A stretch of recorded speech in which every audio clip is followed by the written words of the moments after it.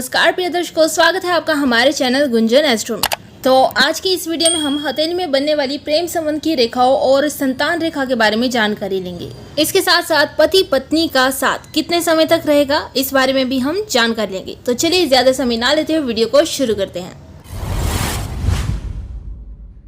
तो सबसे पहले बात करेंगे प्रेम संबंधों के बारे में। हथेली में जो आपकी कनिष्ठ उंगली यानी कि जो सबसे लिटिल फिंगर होती है, उसी के नीचे बनता है बुध पर्वत, और इस स्थान पर जितनी आड़ी रेखाएं पाई जाती हैं वह व्यक्ति के प्रेम संबंध और मैरिज लाइन होती हैं। जो इनमें से लंबी रेखाएं हैं वो व्यक्ति की विवाह की रेखा होती हैं, और जो उसके साथ साथ छोटी छोटी सी रेखाएं बनती हैं वो व्यक्ति की स्त्री या फिर पुरुष के साथ प्रेम संबंधों को सूचित करती हैं। हस्तरेखा के अनुसार यह रेखाएं, छोटी छोटी रेखाएं जितनी होंगी उतने ही व्यक्तियों के स्त्री और पुरुषों के साथ प्रेम संबंध स्थापित होते हैं। मान लीजिए लंबी रेखा, ये आपकी विवाह रेखा है, इसके नीचे कुछ छोटी छोटी रेखाएं बनती हैं, मान लीजिए 2 बनती हैं, तो आपकी शादी से पहले 2 प्रेम संबंध रहेंगे। या फिर ये लंबी वैवाहिक जीवन की रेखा है, विवाह रेखा है, और इसके ऊपर छोटी छोटी रेखाएं बनती है, 1 बनती है, 2 बनती है, 3 बनती है, जितनी भी लगा लो। तो शादी के बाद व्यक्ति के प्रेम संबंध होंगे।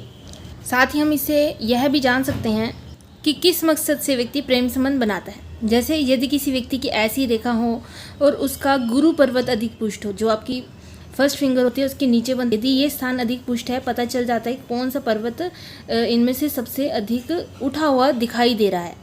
तो सब बाकी के सब पर्वतों से गुरु पर्वत अगर उठा हुआ होता है तो ऐसा व्यक्ति अवश्य ही प्रेम संबंध स्थापित करता है, और ऐसा व्यक्ति का प्रेम भी सही होता है। अब यदि ऐसी रेखाएं हो और शनि पर्वत ज़्यादा उभरा हुआ हो, जो आपकी फर्स्ट फिंगर के साथ वाली बीच वाली उंगली होती है उसके नीचे शनि पर्वत बनता है, बाकी पर्वतों से ये पर्वत उठा हुआ दिखाई दे, तो ये लोग अपनी आयु से बड़ी स्त्रियों से या पुरुषों से प्रेम संबंध स्थापित करते हैं। और यदि ऐसी रेखाएं हो और सूर्य पर्वत, जो लिटिल फिंगर के साथ वाली उंगली के नीचे बनता है सूर्य पर्वत, वो अधिक पुष्ट हो, तो ऐसे व्यक्ति सोच विचार करके ही संबंध स्थापित करते हैं। और ये इन रेखाओं के होने पर यह आपका बुध पर्वत ही स्पष्ट हो, तो ऐसा व्यक्ति अपनी प्रेमिका से या फिर प्रेमी से लाभ और धन प्राप्त करता है। चंद्र पर्वत पूर्णतः स्पष्ट हो तो ऐसा व्यक्ति काम वासना हित सुंदर स्त्रियों के पीछे मारा मारा फिरता है। और यदि शुक्र पर्वत श्रेष्ठ हो, उठा हुआ हो, विकसित हो, तो ऐसे व्यक्ति कई स्त्रियों से संबंध बनाता है और पूर्ण रूप से सफल भी होता है। अब यदि उम्र की बात की जाए तो ये रेखाएं आपकी हृदय रेखा के जितने पास होगी उतना ही व्यक्ति कम उम्र में, कम आयु में प्रेम संबंध बनाएगा, और जितनी यह रेखा हृदय रेखा से दूर होंगी उतना ही व्यक्ति अधिक आयु में ऐसे संबंध स्थापित करता है। जैसे कि बुध पर्वत है, अब इतने हिस्से को आप 25 के भाग तक बांट लीजिए। यहाँ तक की उम्र 25 और यहाँ तक की उम्र तक भी, ये मतलब टोटल 50 उम्र तक हो गई। यहाँ विवाह रेखा है या फिर यहाँ विवाह रेखा है, तो 25 की उम्र से पहले विवाह होने की सूचक है, प्रेम संबंध की लाइनें हैं, तो 25 की उम्र से पहले प्रेम संबंध होने के चांसेस होते हैं। अब यदि यहाँ विवाह रेखा है तो 25 की उम्र के बाद ये सब होने के चांसेस होते हैं। अब कई बार ऐसा भी होता है कि प्रेम संबंध को हम लव अफेयर की तरफ भी नहीं ले सकते। जैसे कि कई व्यक्तियों का किसी व्यक्ति के साथ बहुत ही अच्छे से, मतलब आंतरिक मनोभाव से काफ़ी अच्छे रिश्ते होते हैं, छोटी सी छोटी बात भी उनसे शेयर करते हैं, तो हम उनको लव अफेयर के तौर पर भी नहीं ले सकते। लेकिन यदि ऐसे रिश्ते होते हैं तो भी ये रेखाएँ निकल कर आ जाती हैं। और जिनकी हथेली में प्रेम रेखाओं का अभाव होगा, मतलब ये रेखाएं होंगी ही नहीं, तो ऐसे व्यक्तियों के किसी अन्य स्त्री के साथ प्रेम संबंध नहीं होते। ऐसे व्यक्ति इस चक्कर में कम ही पड़ते हैं और अपने गृहस्थ जीवन में ही अधिकतर विचरते हैं। ऐसे लोगों पर अन्य स्त्री अथवा प्रेम का भूत कम ही असर करता है।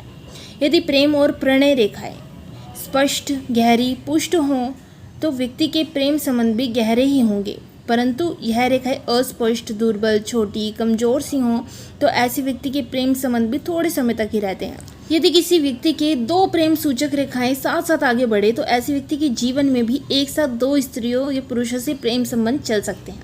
यदि प्रेम रेखा, रोमांस रेखा पर द्वीप का निशान आ जाए तो ऐसे व्यक्ति की प्रेम संबंधों के कारण बदनामी भी हो सकती है। और यदि रोमांस रेखा पर क्रॉस का निशान हो जाए या आपकी प्रेम रेखा पर, तो कई बार प्रेम संबंध बीच में ही टूट जाते हैं। यदि किसी व्यक्ति की हथेली में विवाह रेखा के साथ साथ प्रेम रेखाएं भी स्पष्ट रूप से समांतर ही चले तो ऐसा व्यक्ति शादी के बाद भी पूर्व प्रेम संबंध को चालू रखता है। जो पहले से उसके लव अफेयर चल रहे हैं, शादी के बाद भी उन्हें चालू रखता है।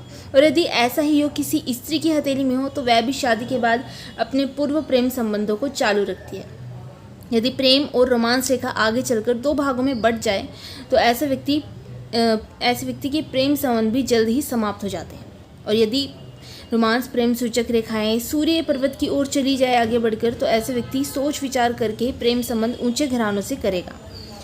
यदि किसी व्यक्ति के हाथ में उसकी रोमांस रेखा प्रेम प्यार रेखा से कोई सहायक रेखा कुछ इस प्रकार से निकल कर हथेली में नीचे की ओर चली जाती है तो किसी बदनामी का ये संकेत देती है। और यदि प्रेम रेखा 2 शाखी हो जाए तो प्रेम संबंध जल्दी समाप्त हो जाते हैं। किसी व्यक्ति के हाथ में रोमांस और प्रेम रेखा से कोई सहायक रेखा निकलकर अगर ऊपर की ओर अर्थात हथेली में ऊपर की ओर का रुख कर लेती है तो ऐसे व्यक्ति का प्रेम संबंध पक्का और बहुत देर तक चलता है। और यदि ये रेखा बीच में ही टूट जाए तो प्रेम संबंध उस आयु में टूटने का संकेत देता है। अब जानते हैं संतान रेखा के बारे में। विवाह अथवा शादी रेखा पर ये जो खड़ी रेखाएं होती है वो संतान की गिनती बताती है। ये रेखाएं बहुत ही महीन बारीक सी होती हैं, साथ साथ अस्पष्ट सी भी होती है, ये बहुत ही मुश्किल से दिखाई देती हैं। इसलिए इन रेखाओं को सूक्ष्मता से विचार करने के लिए दीर्घदर्शी शीशे या फिर लेंस वगैरह का प्रयोग करना चाहिए। अब ये जैसे इस स्थान पर कुछ स्पष्ट रूप से खड़ी रेखाएं हैं, सीधी पुष्ट हैं, तो ये पुत्र की रेखाएं कहलाती हैं। और जो बारीक महीन सी रेखाएं हैं उन्हें कन्या रेखा समझना चाहिए। कन्या रेखा टेढ़ी सी भी होती है और यदि यह रेखाएं स्पष्ट होंगी तो ऐसे व्यक्ति की संतान स्वस्थ होती है, परंतु यह रेखाएं कमजोर होंगी तो संतान का स्वास्थ्य भी कमजोर होगा। अब जान लेते हैं पति पत्नी का साथ कितने समय तक रहेगा।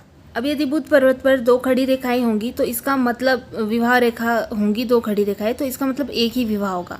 और 2 लंबी लकीर ऊपर वाली होती हैं वह पति और नीचे वाली जो रेखा होती है वो पत्नी की सूचक होती है। ऐसे ही ऊपर वाली रेखा से पति की आयु, नीचे वाली रेखा से पत्नी की आयु लेते हैं। दोनों की लंबाई में जितना अंतर होता है उतना ही दोनों की आयु में भी अंतर होगा और इसी नियम के अनुसार इतने वर्षों के अंतर से ईश्वर उन्हें अलग कर देते हैं। इसीलिए विवाह अथवा शादी की उत्तम रेखा वह होगी यदि ऊपर वाली और नीचे वाली रेखा की लंबाई भी समान हो। विवाह की इन दोनों रेखाओं का आपसी फासला अथवा बीच की दूरी जितनी कम या अधिक होगी उतनी पति पत्नी में दूरी कम या फिर अधिक होगी। यदि दोनों रेखाओं की लंबाई समान होती है तो पति पत्नी की आयु भी समान। यदि किसी व्यक्ति के हथेली में विवाह रेखा नीचे की ओर झुक जाती है और हृदय रेखा को स्पर्श कर जाती है तो ऐसे व्यक्ति की पत्नी की स्वास्थ्य खराब रहता है। यदि किसी व्यक्ति के हाथ में विवाह रेखा यहाँ से झुक रही हो और उस स्थान पर क्रॉस का निशान आ जाता है तो यह शुभ नहीं माना जाता। और यदि विवाह रेखा पर क्रॉस का निशान आ जाए और ऐसी रेखा हृदय रेखा की ओर मुड़ जाए तो ऐसे व्यक्ति का जिससे विवाह होता है या होना निश्चित होता है, उसके साथ अचानक से कोई ना कोई बुरी दुर्घटना हो सकती है। यदि विवाह रेखा नीचे की ओर मुड़े या झुके तो उसके मोड़ पर क्रॉस का निशान हो तो भी ऐसे व्यक्ति का जीवन साथी के साथ कोई ना कोई बुरी दुर्घटना हो सकती है। दोस्तों ये तो थी हथेली में बनने वाली रेखाओं से संबंधित कुछ विशेष जानकारी। इसी के साथ फिर मिलेंगे एक और नई वीडियो के साथ। तब तक के लिए जय श्री जगन्नाथ।